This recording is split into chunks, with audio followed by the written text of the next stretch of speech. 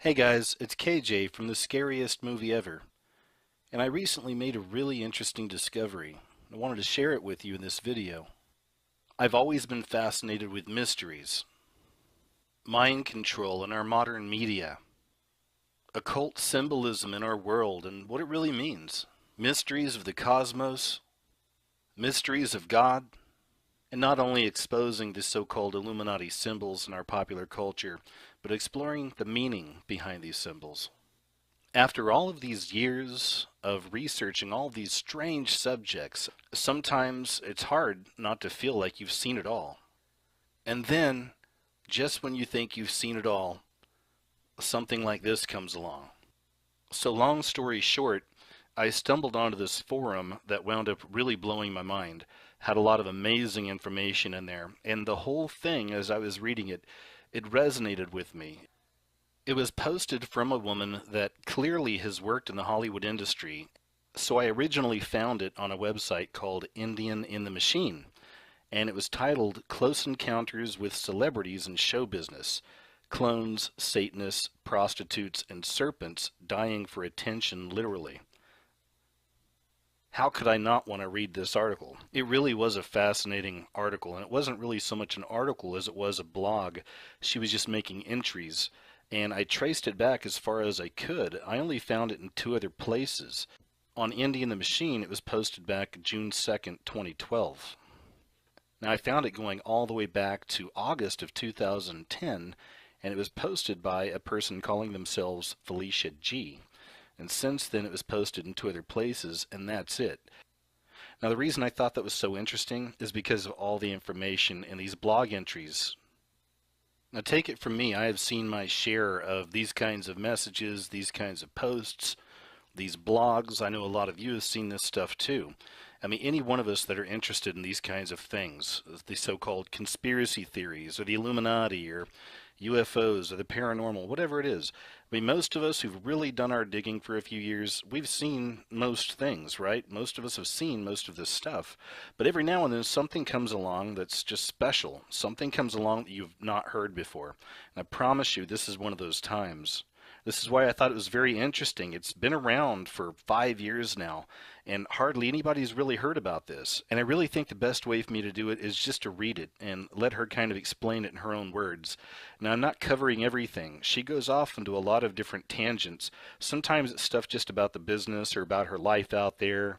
Sometimes it gets into clones. Now, if I was to do something on clones, that would take a whole other video. So maybe I'll touch on that another time. But what I'll do is I'll go ahead and leave a link underneath this video so you can go and check out the post for yourself and read the whole thing. I just kind of pulled out some of the juicier tidbits, a lot of the Hollywood insider type info, a lot of stuff about the Satanism going on out there, and a lot of other things as well. So sit back, relax, and check this out. I think you're going to see that once I start reading this and once you start hearing this lady's experience, you're going to be able to connect a lot of this to a lot of the information you've seen throughout the years. It's very interesting stuff. If anything, this is going to fill in a lot of gaps that have been there for a very long time, because most of us are well aware of that satanic Hollywood system. But this lady's talking about things that happened in Hollywood all the way back 20 years ago and since then. She's covering a lot of territory here, so it's very interesting stuff. But another reason it really rang true to me personally is, and I've mentioned this in other videos and I think on some of the radio shows as well, but I worked out in Hollywood myself for many years. Now I was a writer and I had an agent and all that, and I was always trying to sell stuff, but for work I was working in television, mainly in reality TV, and I worked in production, so I wasn't any kind of a big shot or anything. But I'll tell you this right now, if you want to hear the best Hollywood stories, the real Hollywood gossip, the stuff you're not going to see on like E! Entertainment TV or Bravo or any of those daytime talk shows, the best way is to know somebody that works in the industry in production, or to get out there and do it yourself. Because oftentimes these people have been out there for years and they've worked on movies and TV shows, and they've even been to a lot of the parties. Sometimes they've even dated some of these stars. So when you're working out there and you're with this peer group of people who are all trying to make it in the industry, you find the best stories, the juiciest stories, the wildest, craziest stuff. And to me, that's exactly what this video is going to be. This is a lady who put up a blog 5 years ago, decided to spill the beans on some things, No one really caught on to it, it seems like, but I don't think that mattered to her. She was just trying to put stuff out there. So without further ado, kick back, relax, and get ready for something very special, and most importantly, I think, mind-opening, enlightening. This stuff shines the light on a very, very dark industry. August 2010, Felicia G. I'd like this thread to be a place where anyone who has had first-hand experience interacting with celebrities can talk about what they've observed. This includes anything anomalous, which might speak to the idea of replacements, clones, synthetics, or even spiritual possession. Even if all you did was see someone perform live at a concert, or you attended a book signing or political rally, or maybe you had a random moment where you walked past a famous person, I'd love for you to post observations here. Also, I would love for people who have worked on stage professionally or as a model or in film or TV or music video sets to share any observations they might have had about weird things that make you go, the entertainment world is full of high strangeness. My own history comes as both a former actress, singer, and also a writer. Also, I'm just someone who has come across a lot of celebrities and people who work in show business as part of my daily life. Some of it comes from the area where I live, which is an artistic area where lots of celebs and artistic people chose to vacation or even retire. I think I only understood the idea of replacements being possible on an intuitive level for a really long time. Most of what I observed has to do with significant emotional, spiritual, and interpersonal changes that happen when people are presented with really big show business opportunities. Please understand something very important as you read this thread. At any given time, the members of the Screen Actors Guild are 99% unemployed, and there are many, many other actors who are non-union who are also working in the industry on and off, and they are also about 99% unemployed. For the years I worked as an actress, I was equity eligible, which at the time was a subcategory of stage performers who had worked on jobs earning equity minimum rates, but had never actually been hired in an equity show. At the peak of my acting career, I was making equity minimum rates, which in the late 80s, early 90s was $300 per week, and that was considered rich living in the acting industry, believe it or not. Most acting jobs last from 4 weeks to 3 months if you're doing a stage show, such as with a regional theater, dinner theater, or youth theater. That's part of the reason why the unemployment rates are so high. Jobs don't last very long because shows might have a run for just a few weeks. And then you have several weeks of rehearsals before that, so your entire work period might consist of a very short period of time. I did many different kinds of work, ranging from regional theater to Shakespeare in the Park type stuff to summer stock, kids theater, school tours, things like that. In between, I worked as much as possible doing things like voiceover work, live events like industrial work at auto shows as a spokesmodel, and TV and film bit parts. I was lucky to work steadily during the time I was a professional actress. I never took work as a waitress, for instance, to keep me going between jobs. I seemed to always have a gig going on. Most of my friends, in the meantime, made more as waiters and hostesses in restaurants and worked for 2/3 of the year in the restaurant industry. And many of them were a lot more talented than I was. Show business is just a brutal, brutal industry. In the stage world, which centers in New York, you have the gay mafia running things. Befriend this crowd and you will continually get work. Piss them off and you'll never work in this town again. I had written a play once that a former Broadway producer was looking at. She was a lesbian woman who had worked on several big-name Broadway musicals in the 1980s and 1990s. At one point, she pissed off some of the gay males who run the industry in New York, and she literally became homeless almost overnight from the blacklisting. She liked my play, but told me she couldn't really help me any further because all of her friends had turned on her. So to be clear, it is a gay male mafia that runs the theatrical world in New York. This makes for a very weird dynamic when you seek stage work in New York, as I did. Many gay males took to me because at the time I was pretty glamorous and looked like Jennifer Connelly or maybe Brooke Shields, a very popular look at that time. It got me a lot of work. When the rare straight male stage director auditioned me, it was always a casting couch situation. Sleep with me or you don't get work, and I always refused. So the only work I really got in the theater from my New York auditions was from gay male directors. Now on the flip side of things, if you were a gay man auditioning for work and a gay male director was casting, you also needed to be ready to sleep with the director. One of my friends was very willing and got a supporting role in a Broadway musical, but the show bombed, unfortunately. He didn't really care about sleeping with the director, he just thought it'd be kind of fun. Now I'm explaining the background here of the stage world. The stage is very different from TV and film, which I'll discuss here in a moment.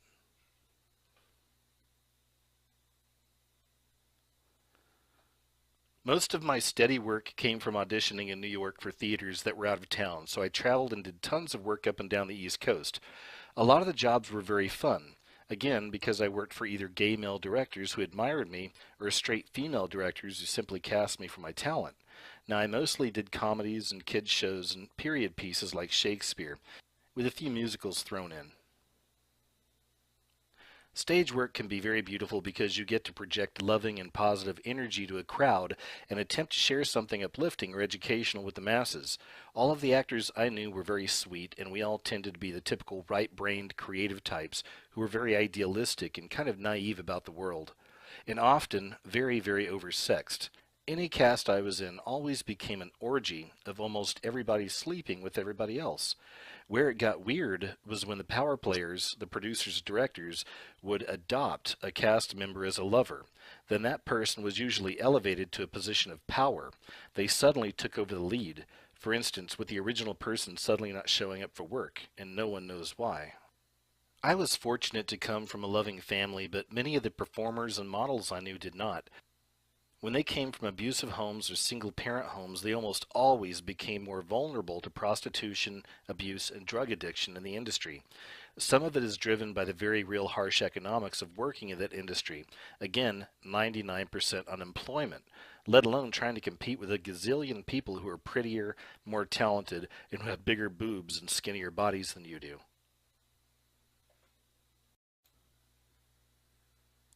So from a director or producer's perspective, when you have thousands of gorgeous young men and women dying to get a part, why not have some hidden job requirements like sleeping with the director? If one woman refuses to do it, chances are there are hundreds behind her in line who will say yes. And that's the mentality. The problem is that young women often think that sleeping with the director means that they will be taken more seriously as a performer and get more access to meatier roles. It doesn't always work that way.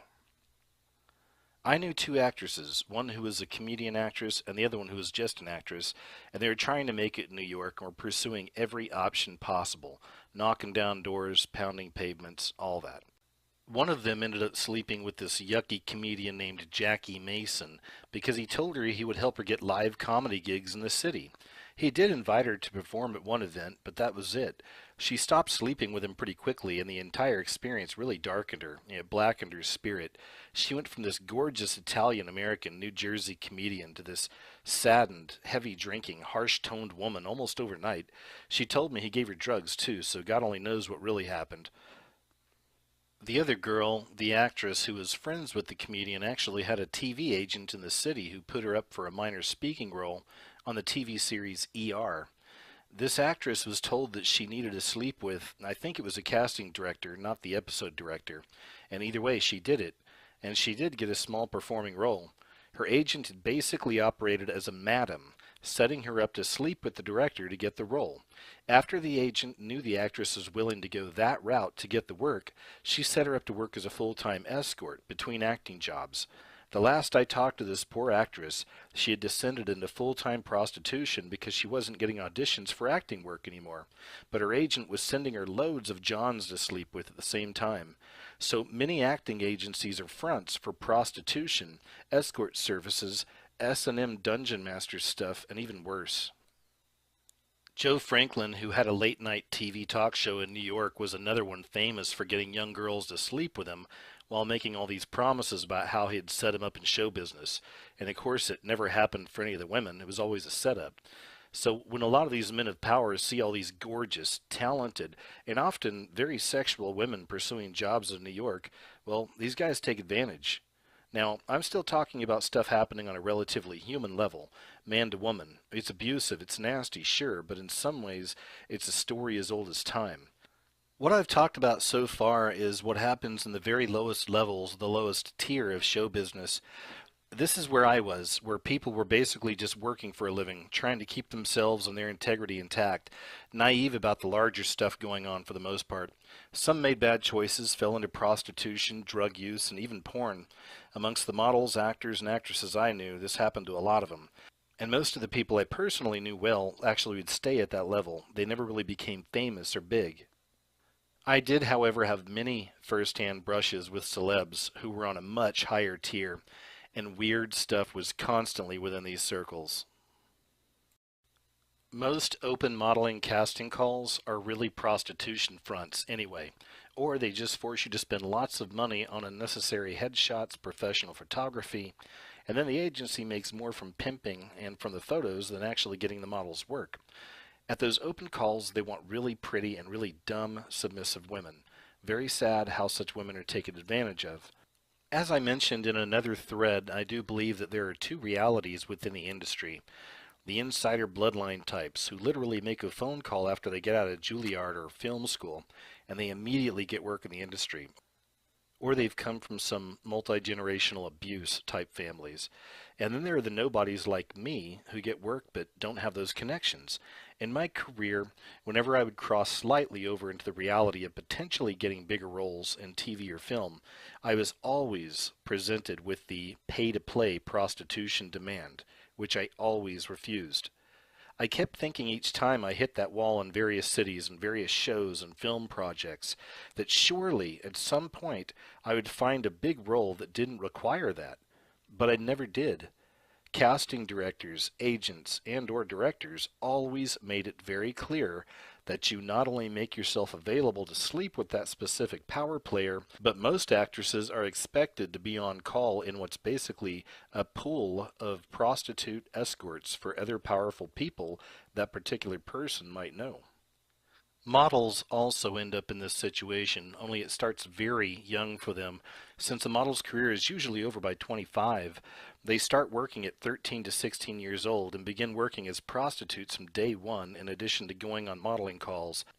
Because models also have to keep an extremely inhumanly thin physique, they are fed cocaine the very first time they're at a modeling shoot, usually, and this keeps them lively and bouncy for the photo shoot, lowers their sexual inhibitions, and makes them feel part of the adult crowd. I have lived on a property where many Ralph Lauren and other high-profile clothes catalog shoots have been held, in addition to many women's magazines shooting photo spreads there. Cocaine was handed out at the refreshment table much of the time.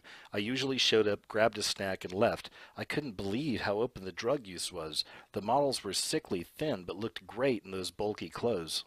So to cross into the higher echelons of entertainment, if you don't have family connections, you work yourself through the drug use, the sexual permissiveness, the prostitution.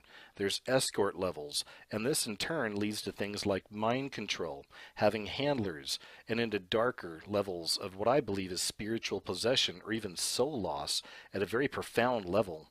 At some point, if you wake up from the almost constant mind control and trance induction, and you say no, you can either be told you will never have a career, as happened to me before I got involved with this crap, and or you could have your physical well-being threatened. I myself had some death threats from one assistant director who had chosen me to play a recurring character on a TV show.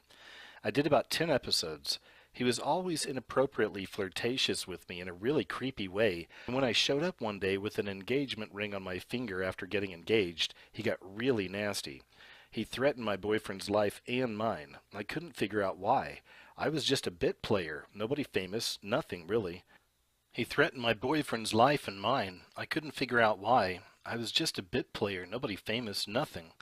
I just laughed it off at the time, but I knew another girl who had gone the prostitution route on that very same show, and she actually slept with the same assistant director, which got her exactly 6 speaking lines in one episode, and she became creeped out by him really quickly. She talked about how he was violent with her during sex, always feeding her copious amounts of drugs, and talked about how the next time she'd come over, he'd make sure and bring over some of his friends from the set so they could all have some time with her. She refused and broke up with him after that, naively thinking that this was a relationship of equals. She moved back in with her ex-boyfriend, and that boyfriend had the tires shot out of his truck. She was also gang-stalked while out driving for months. and her agent would no longer return her phone calls for so-called unprofessional behavior. Now, of course, this unprofessional behavior was her breaking up with the assistant director. But again, though, I'm just talking about lower level shenanigans in the industry right now, and I'll talk more about observing actual celebs next. I just wanted to provide more background on the thuggery, the mandatory prostitution, and the drug use that is constant in the TV and film world. And I really didn't see this in the stage world at all, so it seems more tied to the modeling, TV, music video, and film worlds. What I've described so far is really the grooming stage, which I believe later can set the stage for a performer, once they get famous, to become deeply embedded in a very dark world indeed. And having seen how dark it is, I can't help but see that there must be people who protest and wake up at some point. And I also see how their waking up must be a real threat to the controllers of this system. So of course they are threatened, silenced, and even killed. And that's the way the game works out there. It's awful. One TV show I did starred Carol O'Connor, and the show was haunted by problems. Parasitic drug dealers literally took up residence in the tiny Georgia town where we filmed, preying on the cast and the crew. Actor Howard Rollins had a major cocaine problem throughout the filming, and even Carol O'Connor's own son, Hugh. He had been given a small role on the show, so Carol could keep an eye on him. He was prone to drug problems, but he became a sitting duck for the drug pushers and sunk deeper into his drug addiction during the filming of the series.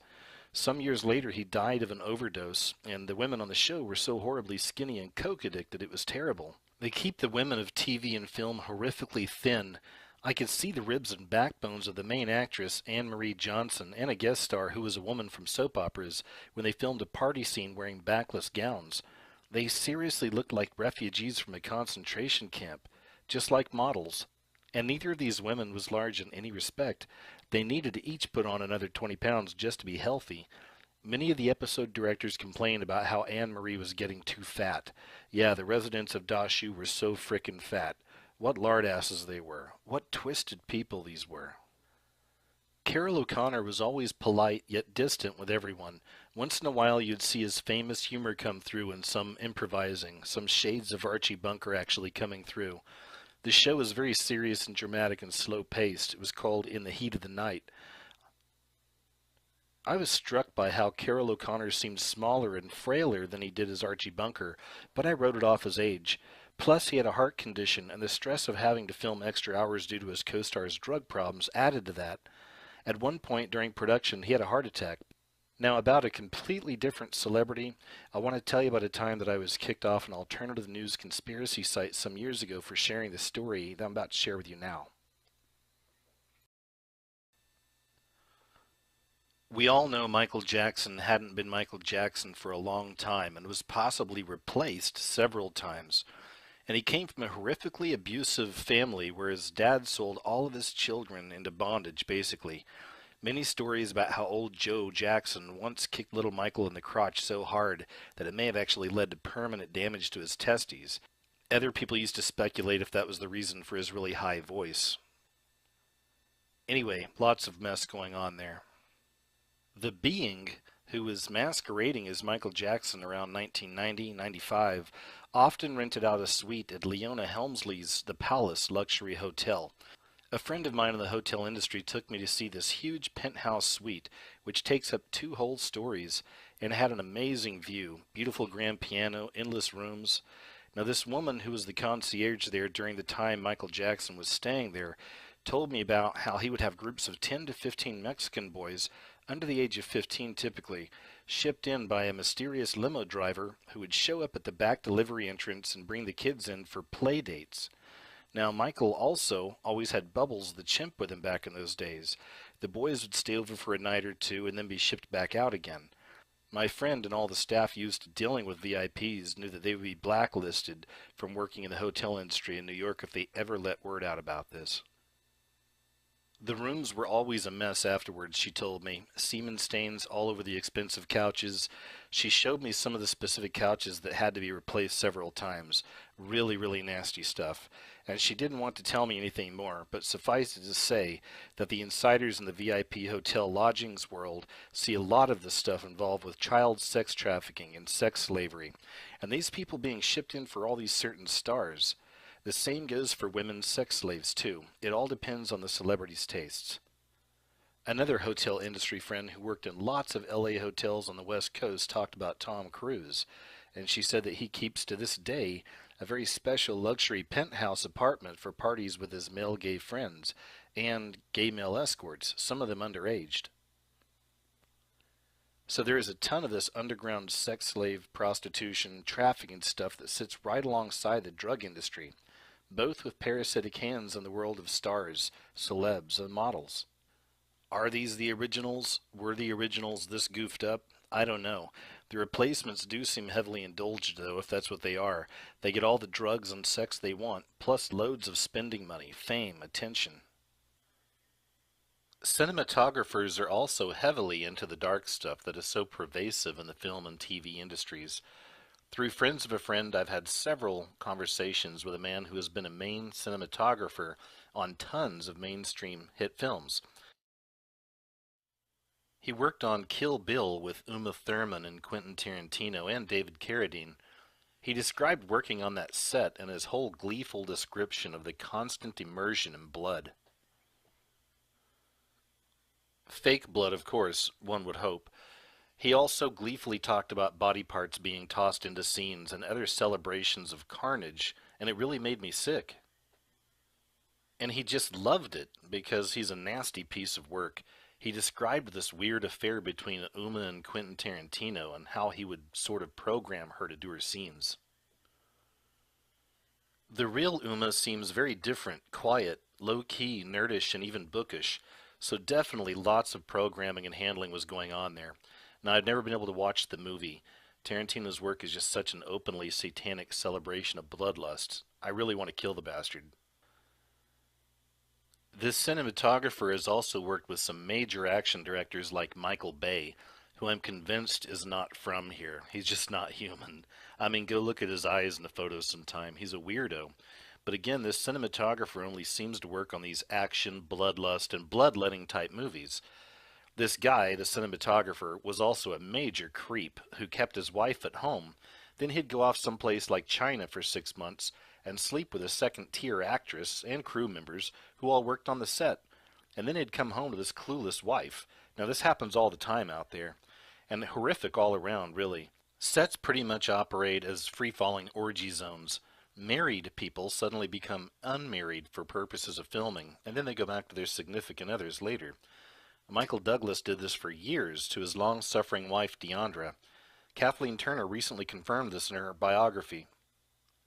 The same thing played out in the earlier marriages of both Mel Gibson and Kevin Costner. Remember how for ages their publicists promoted them as these ultimate family men, still married to their longtime sweethearts, devoted dads, all that stuff? Well, now the truth is coming out about how abusive Mel is, and Costner's always getting caught sleeping around.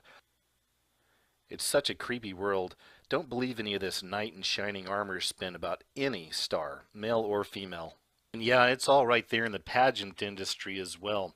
I was in the Miss Teen Pennsylvania pageant back in the day. I think that is what it was called back then.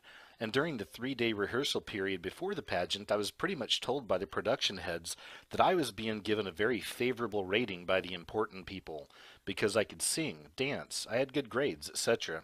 It was weird. It was like they were telling me in advance I was going to win. Not that the prize was much. I think it was just a couple of $1,000s. Anyway, as we headed into the dress rehearsal stage and were finalizing our performances for the show, one girl who was very sexually precocious and who had a really large rack on her started noticing how the judges and pageant directors were paying me a lot of attention. So she started kissing up to them. Well, she ended up actually winning the pageant. And I kept in touch with my roommates, 3 girls I had roomed with over the rehearsal weekend who were all contestants just like me. And one of them later told me that the girl who won had slept with one of the male production people. Pure coincidence that she happened to win? Of course. I mean, the girl was 16 years old, but she did look 22. So I hope she was okay after that and didn't sink into that horrible little sideshow world of larger national pageants. I also knew a former Miss Pennsylvania, a very clean-cut athlete type of a woman. She was Miss PA in the late 80s sometime. She talked about how at the national pageant it was all about who would be most sexually accommodating to the judges that weekend, before the final pageant show was held. She didn't win Miss USA, but after what she saw, she had no regrets at all. And you know about the now D-list actress Tara Reid? She of all the addictions and the crazy plastic surgeries. She makes her living earning about $20,000 to $50,000, at least back when she looked better, as a private escort to many wealthy international men. Because when you are a C or a D level celebrity female, you actually earn more as a prostitute than as an actress. And I guess the attitude of these poor, abused, mind controlled women is, hey, at least it's a job. They call it per gig, which usually involves travel to be with the gentleman in question somewhere out of the country at his estate, a private island, or a yacht, the usual stuff. Now, Pamela Anderson has been doing the same thing for a long, long time. She makes more, though. There are many, many actresses involved in this, and there's also plenty of actors involved in it as well. Now, many others like this one actress, Mina Savari. You may have heard of her, but she had made a really big splash in this movie called American Beauty. But in recent years, she had totally disappeared off the map. She's actually making loads of money as a dominatrix, catering to clients with certain, well, tastes. Now, a lot of this information concerning the actors and actresses who are actually involved in prostitution is not only gleaned from my own personal experiences, but also from a lot of my friends who work in the higher end hotels in LA and Las Vegas. Since SAG minimum rates for a day-long gig used to be, I don't know what, $500 a day or something like that. I really have no idea what it is now. But minor stars might get 10,000 for a small walk-on role as the villain in a TV series. But it turns out that they can actually make way more consistent income doing the call girl stuff and call boy stuff, just whatever. In addition, many female celebrities got started in prostitution and later became stars. Or they worked in a few roles, their careers stalled, and then they went into prostitution, serviced the right client, and then their careers became bigger again. Case in point, Denise Richards, who was working as an escort when she got involved with Charlie Sheen. Her acting career never really took off, and she always had more work as a call girl than anything else. Paris Hilton was a notorious LA prostitute, and the only reason she ever became a celebrity was because she blackmailed certain highly placed entertainment people who were in her little black book. And that's how that horrible woman was foisted upon us all, and young girls especially, who for a while really looked up to her. But her arrest for cocaine the other night is more typical of what she's always been up to. Paris now makes between 500,000 to 1 million just to show up at a party for like the King of Bahrain's son and stuff like that. She does those international prostitution party appearance gigs all the time. There is also a big esoteric psychic ritual component going on in Hollywood. Depending on the wiring of the woman, she might be used to conceive a particular type of a soul during a ritual. She could be used as a breeder, and then suddenly the baby disappears. Also, there are sexual rituals, and they're usually used to bring energy to a person, a company, a project, an endeavor, or even to a location. Older women are often used to help a younger member, male usually, of a connected family celebrate his sexual maturity. You can think of it like a bar or a bat mitzvah ceremony, only instead of coming of age spiritually, he is celebrating coming of age sexually. This can be done when the child is between the ages of 12 or 15 for boys, and not too long after a girl's first period for the younger girls. You have the Madonnas out there who groom these younger women to eventually take their place with these sexual psychic rituals, but sometimes the older ones are still being used for other things too. It's never really been about youth, but more about the energy and being able to access that person to harvest that psychic energy, that emotional energy. And the women who have had a lot of sexual abuse and fragmentation and damage in their past, they're especially popular in this regard because they can be trained not to remember being abused, and they'll tend to dismiss everything as a great party in which they had great drinks and drugs and had sex with multiple people, and then they went home with lots of money. Pamela Anderson wrote a novel, I'm sure with a ghostwriter, but she wrote it a while back that talked about one of her alter egos and discussed these frequent orgies which she participated in. Thinly veiled real stuff. But I don't think that book talked about any of the deeper esoteric stuff going on. Again, with mind control and fragmentation, sometimes the person doesn't even recall everything they ended up being used for. I know a second tier TV actress. She's like C or D list movie actress, and she's done some story arcs on various crime and law type series, often as the long suffering wife who turns out to be a killer, that type of a thing. She usually films for 2 days, which is max after work. And since she has a little bit of a name, she can pull about 10,000 to 25,000 every time she gets a story arc like that. But still, she works rarely. Like most actresses her age, she's in her 50s now. If she had slightly more name recognition, she says she could probably make more for these types of gigs. But since she hasn't been in a mainstream movie for a while, her asking price keeps going down. She's someone who actually did not end up in the prostitution sex slave track. But then she took a long time off from the biz to get married. She had kids, live a normal life away from LA and New York. And so she's a lot more of a character actress anyway than that type of a blonde, buxomed, impressionable sex kitten type, which actually probably saved her life.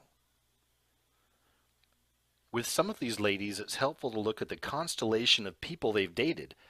How did Anne Hathaway end up engaged to wealthy real estate developer Raffaello Fileri, for instance? Here's some info on some of his connections from June 2008. It says, more trouble for Raffaello, the fiancé of Devil Wears Prada star Anne Hathaway. Attorney General Andrew Cuomo is investigating the Fileri Foundation, a charity headed by the 29-year-old Italian businessman. The Post has it that Cuomo's office has subpoenaed financial documents belonging to the Manhattan-based foundation, which is involved with vaccinating children in developing countries, among other things. Fileri last made headlines when he was arrested for bouncing a $215,000 company check issued on behalf of his own real estate company.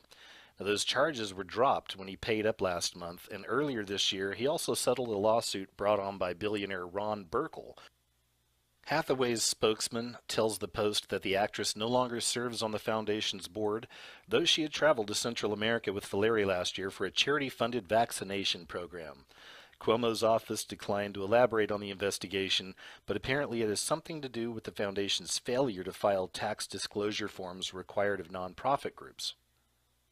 So with this fiance, you have a bunch of things going on. First off, when someone is in the industry like Anne Hathaway is suddenly engaged to a guy like that, it's almost always due to an arranged escort prostitution date. Now, people think it's just because famous and wealthy people meet at parties, but it is not. Think of Cindy Crawford and Richard Gere and how they said they met at a party. No, she was a paid escort for the evening. At the higher echelons, these women, especially the supermodels, are expected to keep the powerful men company. It's all a part of the deal. Sometimes it works out nicely and the woman actually enjoys being with the guy. She ends up with a full-time gig, if you will, as the real girlfriend or wife. And that's how you often end up with actresses marrying these directors. Or it's more cold and calculated.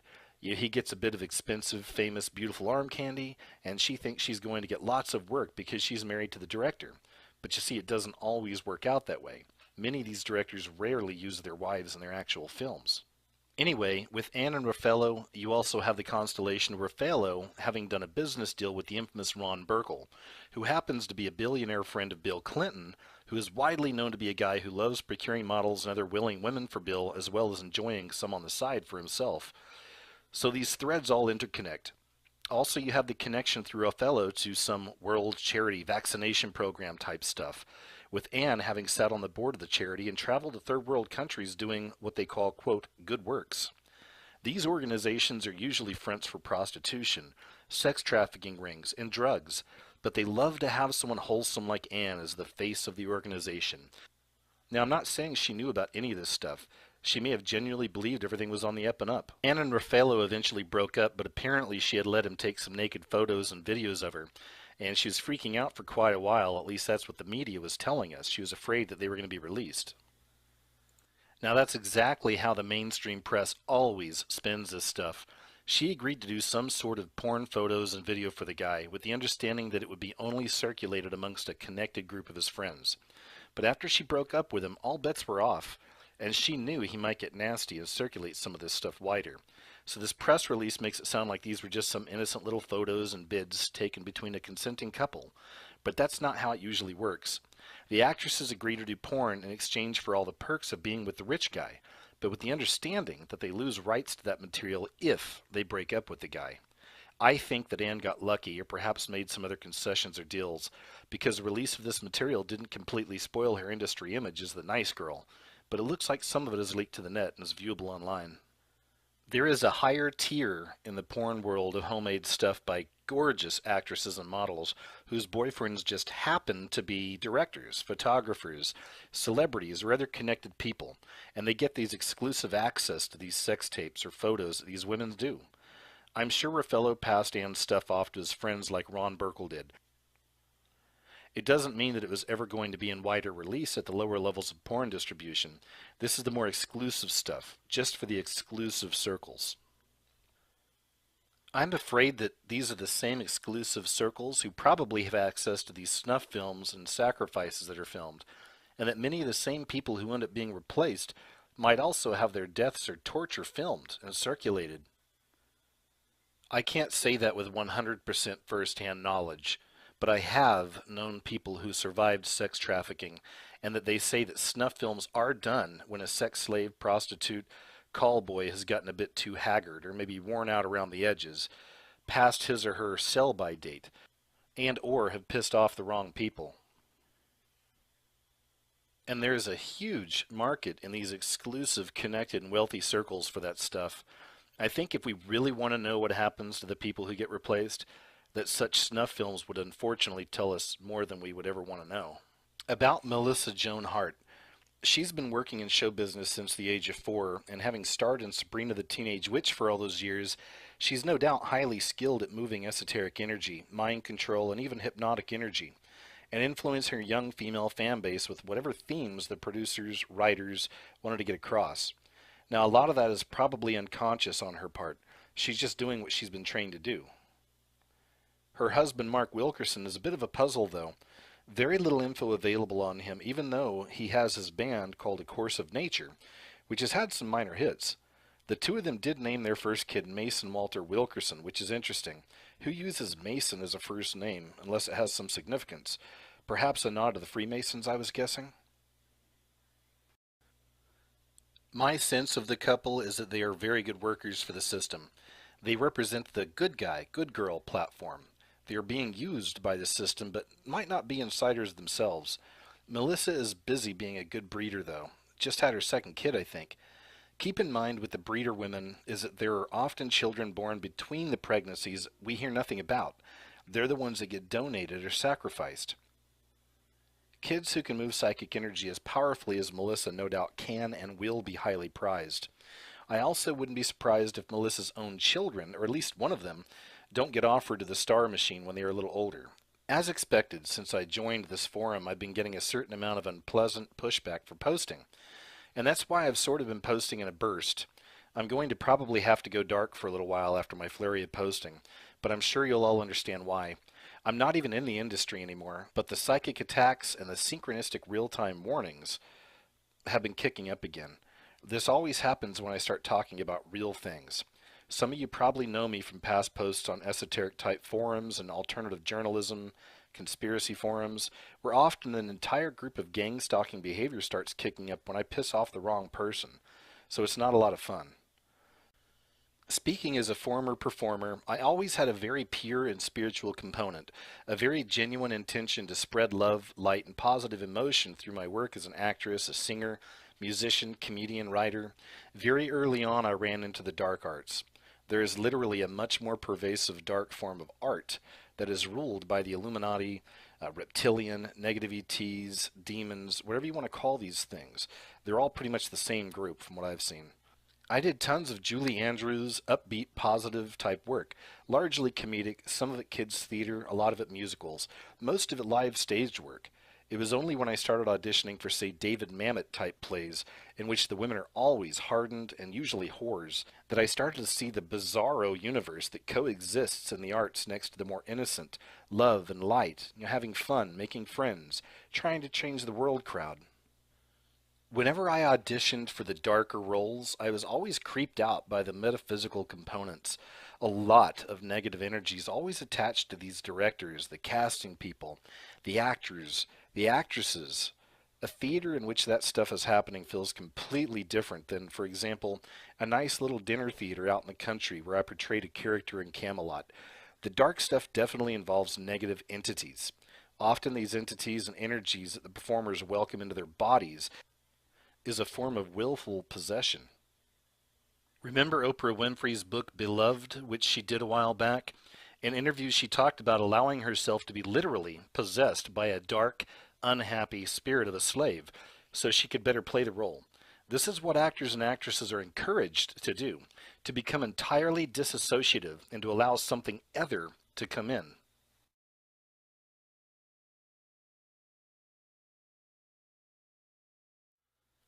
About the Olsen twins from Full House. I don't have any first-hand knowledge of them. All I know is that the twins always creeped me the F out. Like they were possessed as very, very little girls, maybe? Then when the one Olsen twin just happened to own the apartment where Heath Ledger overdosed, and the massage therapist who found the body, hint, she wasn't a massage therapist but a hired sex worker, called the Olsen girl first instead of 911, that just seemed to be par for the course with them. Remember, the satanic blood sacrifice type feeling of Heath Ledger's death coming just as Batman was coming out? And how the whole morbid situation ended up creating huge box office receipts, not to mention a posthumous Oscar nomination for poor Heath? You think that was all manipulated in some way? Absolutely. It's all about looking at the connections that these people plug into. You'll find a lot of nasty and juicy stuff that way. As far as all the clones and synthetics, I'm not really sure exactly what is going on there myself. I do have a theory that sometimes horrific plastic surgery of the type that really is more mutilation than beauty improvement can sometimes be done as a form of torture to bring the star in line. I can't even look at some celebs like Mickey Rourke or Heidi Montag or even Ashley Simpson without thinking maybe the original is still in there, but were they tortured into shutting up or falling in line some way? So using extreme surgeries as a form of torture and abuse might happen long before someone is actually replaced, or maybe in place of the replacement. But then some real plastic surgery does take place, of course, to make replacements look like the originals too. So it all gets very confusing. Traditionally, a doppelganger is considered a double, either a physical being or a non-physical being, which mimics someone else in every way, to the point that people get confused as to who's the real one and who's the original.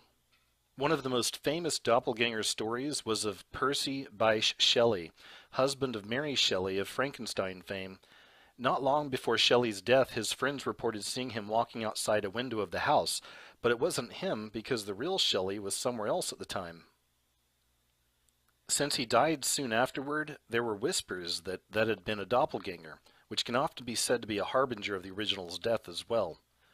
If you travel at all in this world and happen to work in a field in which you're exposed to lots of strangers, you soon see that there are only a certain amount of body, skin, voice, and personality types out there. In my work as an actress, I'd regularly move to a new town, end up living in close quarters with 30 complete strangers, and get to be very close to those new friends during the time we'd work together on a show. But what struck me after a few years of doing this is that I was starting to see doubles everywhere. Certain types kept repeating themselves. Amongst gay men, for instance, I kept seeing repetitions of almost the exact same type of man over and over again. Very eerie when you've traveled to a new part of the country and the guy has a different name, but he sounds, looks, and acts exactly like someone you befriended months before in a different state or even on a different acting job. When you haven't traveled very much, you don't see this kind of a thing, but trust me, it is very real. So, that does mean that the frequency of natural physical voice and personality doubles is higher than you might think, unless you've traveled a lot and spent time with tons of strangers as a gypsy performer type like I have. Then I went on to do counseling for a decade and worked with thousands upon thousands of strangers, and I saw doubles all the time. These weren't just people who looked alike and talked alike. Their issues and problems, the dynamics they were experiencing in relationships, family, work, all of it repeated itself to a T. Anyway, there seems to be the good Jedis and the dark Sith Lords in the arts, and unfortunately the darker arts are being strongly celebrated these days. Actresses like Anna Paquin, who didn't have much of a career after her childhood nomination for Best Supporting Actress in The Piano, has had to turn to the dark side of art to get recognition again in her vampire TV series True Blood. There can be a lifelong process of trying to get a talented artist to turn to the dark forces. And after that happens, a lot of subsidiary dark stuff starts happening. Involvement in arranged dates with powerful men or women in the industry. Feeding the stars tons of drugs just to get them to disassociate and go along with the abuse. And then involvement in actual dark rituals and sacrifices, but more commonly sex rites, at least like in the beginning of Eyes Wide Shut. The negative gatekeepers need a certain amount of true artists, lightworker types who are more fueled by love and innocence, and sometimes such types are targeted to be moved to a higher level of the playing field, while at the same time keeping them surrounded by relatively nice handlers who don't really corrupt them, at least not yet. But it seems that everyone in the industry has to make the choice between corruption or getting out of the industry at some point. Drugs and alcohol and spiritual possession make it easier to say, screw it, I'll do anything to get a job. But a lot of people who try to make it okay within themselves end up the victims of replacement later on, because at some point they usually do protest or get what's called a big mouth, and give that one revealing interview or comment to the media that can get them into real trouble.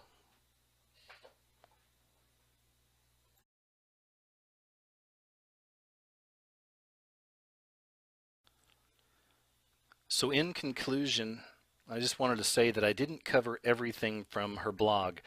Again, I'm going to leave a link underneath so you can go back there and check it out. She goes more into detail about cloning and doppelgangers and things like that. Most importantly, if you're not familiar with this kind of a subject and this is your first time seeing this kind of a thing, please understand this is just the tip of the iceberg in a lot of ways. A lot of this stuff is really going on. However, in all the years I've had of exploring this kind of stuff, this really is some explosive information. It's fantastic information because it lines up with a lot of the stuff I've seen throughout the years myself. And I'm sure a lot of you can relate to that as well. Ultimately, I hope that this video opens up your mind. I hope it opens up your spiritual eyes. Essentially, we are under attack at all times through the media.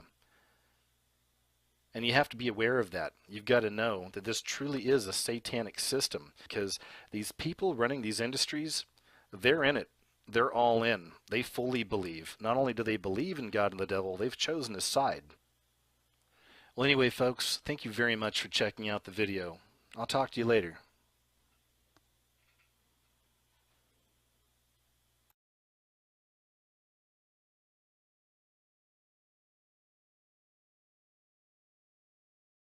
It seems like, but I don't think that mattered to her. She was just trying to put stuff out there. So without further ado, kick back, relax, and get ready for something very special, and most importantly, I think, mind-opening, enlightening. This stuff shines the light on a very, very dark industry. August 2010, Felicia G. I'd like this thread to be a place where anyone who has had first-hand experience interacting with celebrities can talk about what they've observed. This includes anything anomalous, which might speak to the idea of replacements, clones, synthetics, or even spiritual possession. Even if all you did was see someone perform live at a concert, or you attended a book signing or political rally, or maybe you had a random moment where you walked past a famous person, I'd love for you to post observations here.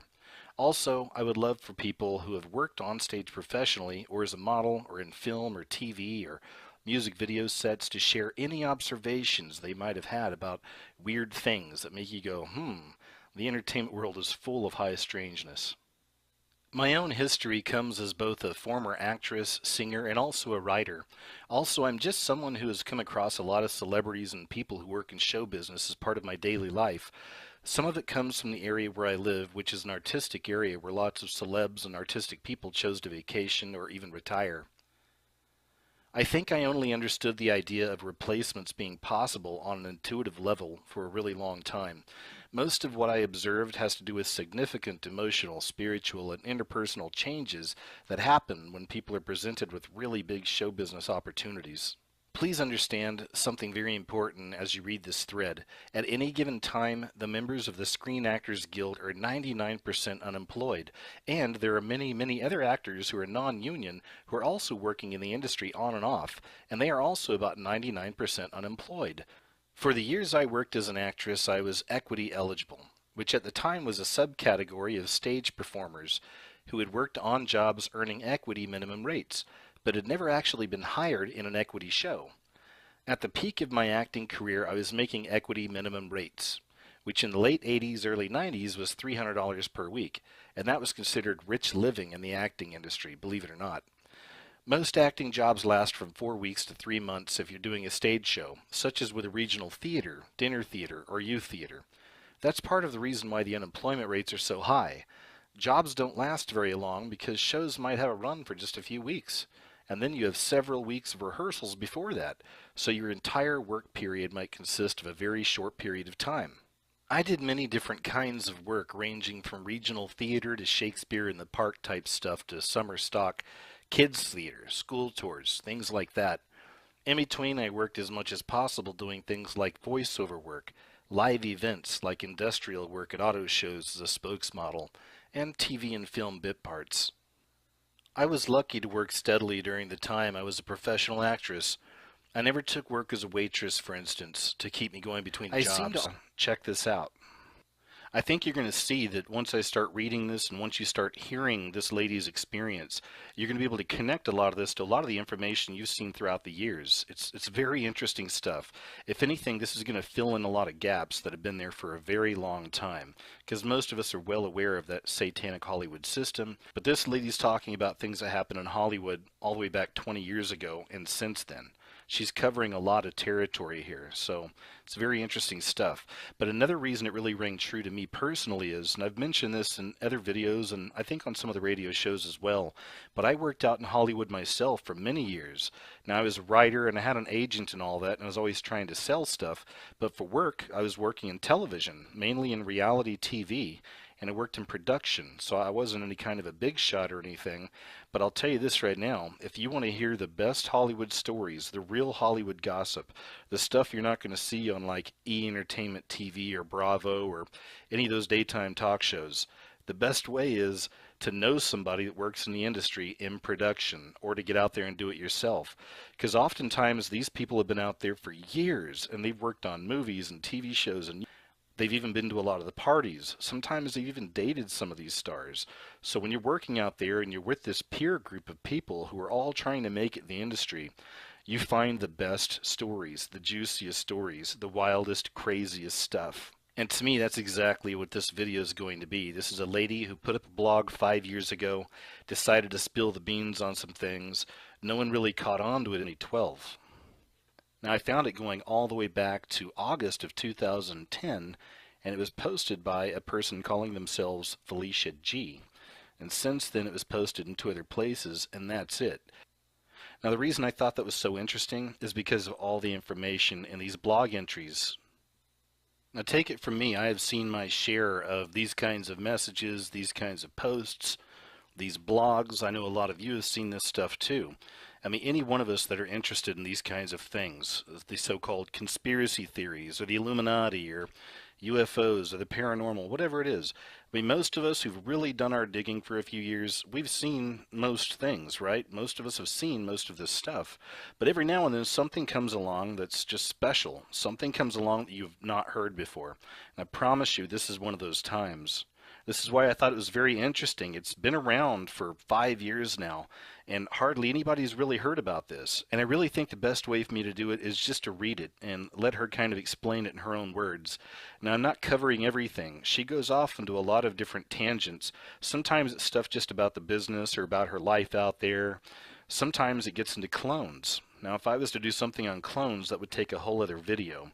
So maybe I'll touch on that another time. But what I'll do is I'll go ahead and leave a link underneath this video so you can go and check out the post for yourself and read the whole thing. I just kind of pulled out some of the juicier tidbits, a lot of the Hollywood insider type info, a lot of stuff about the Satanism going on out there, and a lot of other things as well. So sit back, relax, and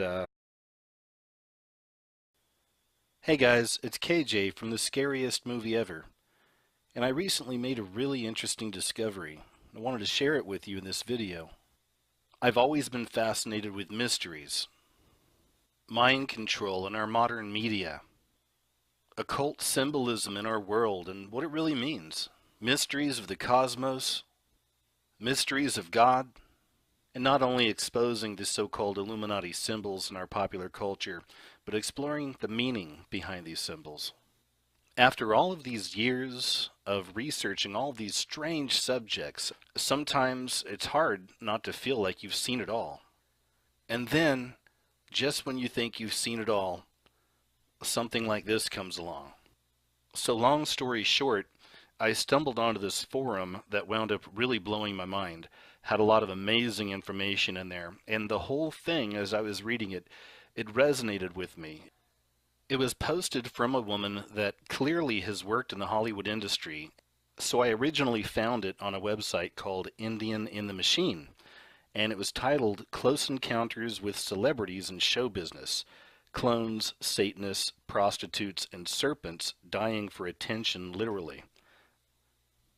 How could I not want to read this article? It really was a fascinating article, and it wasn't really so much an article as it was a blog. She was just making entries, and I traced it back as far as I could. I only found it in two other places. On Indie in the Machine, it was posted back June 2nd,